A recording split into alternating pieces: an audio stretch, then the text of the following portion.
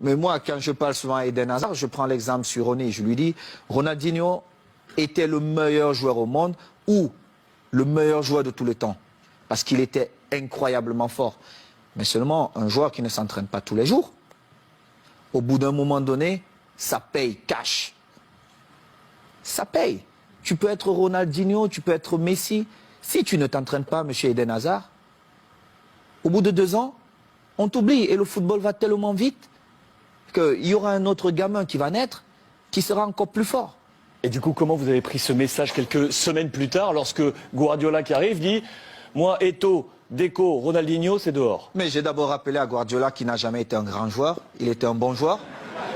Et c'est vrai.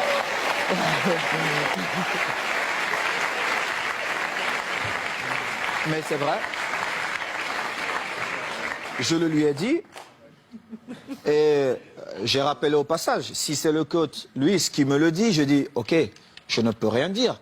Comme joueur, on connaît aussi Pep, mais surtout comme entraîneur, il n'avait rien démontré pour qu'il arrive dans un vestiaire comme le Barça, il ne connaissait même pas l'histoire du vestiaire, et qu'il se mette à dire certaines choses. Et en plus, ce qui me faisait encore plus mal, c'est qu'ils inventaient des choses que la presse relayait. J'ai eu cette discussion avec lui et j'ai eu une très très belle offre pour aller jouer 6 mois en Ouzbékistan où on me payait 26 millions de dollars. Et dans son bureau avec Tiki, il me dit « Oh Samuel, ça peut te faire du bien, vas-y ». Et je lui ai dit « Celui qui va te faire gagner, c'est Eto'o. Mais tu viendras me demander pardon ». Et je suis resté à ma place. J'ai continué à m'entraîner, nous sommes allés aux États-Unis et nous étions à Houston, dans le vestiaire. Il dit avant le match, ok, nous allons changer de dossard. Oh, tout le monde dit, oh, c'est l'entraîneur qui le fait maintenant, c'est surprenant. Et il dit, Titi, tu vas prendre le numéro 9 de Samuel. Titi Henry. Oui, Titi Henry, tu vas prendre le numéro 9. Et Titi était bien content. Et Eto'o portera le 14. Tout le monde était surpris. Et c'était un manque de respect total. Et je ne pouvais pas l'admettre. Parce que j'avais quand même écrit une belle histoire, même si elle devait s'arrêter là, au Barça. J'avais beaucoup fait pour le club, que ce soit dans les stades, mais surtout en dehors du stade. En dehors du stade. J'ai toujours été là pour tous mes coéquipiers, pour tous les clubs. Vous êtes resté 1 an avec Pep. Je vais vous dire. Alors, il joue, je suis au banc de touche. Quelques jours plus tard, on joue contre une équipe de Mexico, Chivas. Chivas. Et il a le malheur de me donner 20 minutes. Et je crois qu'il pouvait se tirer une balle dans la tête. Et les 20 minutes, je marque 3 buts. On revient à New York contre Red Bull. Bon, il se dit, bon, voilà. Il me renvoie dedans, je marque encore 3 buts. Il était obligé de convoquer une réunion, mais comme il n'a jamais eu le courage de me dire les choses en face, il est passé par mes coéquipiers. J'étais en train de dîner, et le délégué vient, Carlos Nava, il me dit, viens, j'ai une surprise pour toi. Moi, j'étais pressé. Je me disais peut-être c'est Beyoncé qui m'attendait.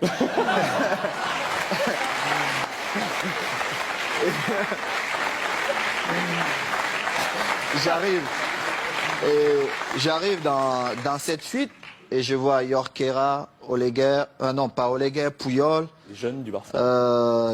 Léo, André, Xavi et surtout Victor, qui est l'un de mes meilleurs amis. Et Victor Valdés. Victor Valdés. Et je vois Pep qui est au fond. Et mon visage change. Parce que j'étais très agressif quand je voyais Pep. Mon visage change.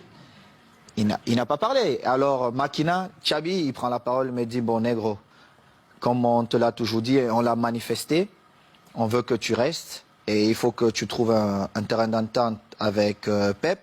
Et j'ai dit, moi je ne parle pas à Pep, il doit me présenter ses excuses. Parce qu'il m'a manqué le respect ouvertement à plusieurs reprises et je n'accepte pas ça. Moi, si vous ne me respectez pas, je ne vous respecte pas. C'est comme ça, la loi chez moi. J'ai souffert pour être là, je respecte tout le monde, mais si vous ne me respectez pas, je ne vous respecte pas. Mais alors là, je fais le double, ou voire même le triple que ce que vous avez fait. Et Pep, il parle un peu en catalan, tout ça, il trouve un peu des phrases difficiles. Et on commence la saison, j'ai parlé 2 fois à Pep. 2 fois. Une fois, c'est parce qu'il me demandait d'aller parler à Yaya Touré qui ne voulait rien savoir de lui. Et une autre fois, c'est parce qu'il voulait me donner des leçons, comment un attaquant devait bouger. Je lui ai dit, mais Pep, tu as été milieu de terrain, tu n'as pas été un grand attaquant. Moi, je marque mes buts comment? Ce mouvement ne devait pas se faire comme ça. Et en plus, on était à l'entraînement. Et moi, j'ai fait un jeu sans ballon pour créer un espace pour Messi qui venait. Et en plus, Léo marque. Il me dit non, il fallait faire. Je lui dis, mais toi, t'es pas normal, toi. En fin de saison, je marque, je crois, 35 buts. Et je marque le but qui nous permet de prendre l'avance face à Manchester à Rome. On se retrouve En finale de Ligue des Champions. Oui, en finale de Ligue des Champions. On se retrouve à la Corogne. À la Corogne, je marque 2 buts ce match. Et je devais partir jouer face au Togo avec les Lions.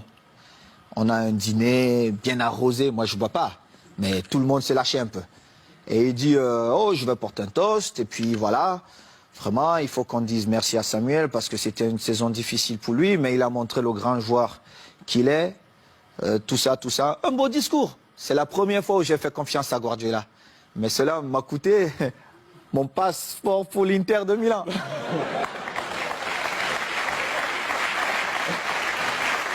Et du coup, quand vous l'avez croisé ensuite à l'Inter, parce que vous l'avez croisé, on a une belle photo de vous en poignée de main. Regardez mon visage.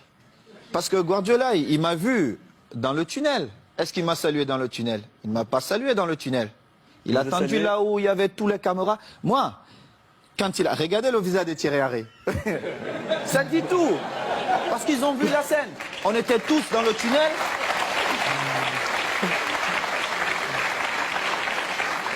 Regardez Léo Messi. Regardez le visage de Léo Messi. On était tous dans le tunnel.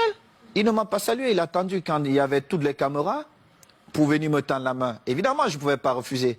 Parce que le mal-aimé ou l'enfant détesté, on devait dire, ah, voilà, Samuel a encore fait des siennes. Mais seulement, les gens ne connaissent pas les dessous. Parce qu'il aurait bien pu me saluer dans le tunnel. Moi, j'ai eu des différences avec le code lors d'un match espagnol de Barcelone. Je ne sais pas si vous vous rappelez. À Majorque. Mais j'ai beaucoup d'estime pour le coach. Le football, oui, c'est ça. entraîneur de l'Espagnol. De l'Espagnol. Contre Majorque. Contre Majorque. Vous êtes c'était envoyé un difficile. petit peu. C'était difficile pour le code, mais moi, je devais défendre Majorque et j'ai fait mon boulot. Et c'était pareil. Donc, c'est une histoire comme ça. Mais bon, après, on s'est retrouvés, Pep et moi, on a fait la paix. Et je suis content, mais la vraie histoire, c'est celle-là. C'est que Pep, peut-être dans son envie de gagner, n'a pas respecté certaines choses dans le football. Et heureusement pour lui, j'ai marqué quand même 35 buts cette saison-là qui nous ont quand même permis de gagner. Chichi cette saison. Qui nous ont permis de gagner tous les titres qu'il a gagnés. Et il est bien content parce que c'était ses premiers trophées. Saison où le Ballon d'Or arrive dans les mains de Léo Messi. Mérité. Vous êtes 10e de ce classement Ballon d'Or cette saison. Je ne regardais même pas ça, mais Léo l'a bien mérité. Bon.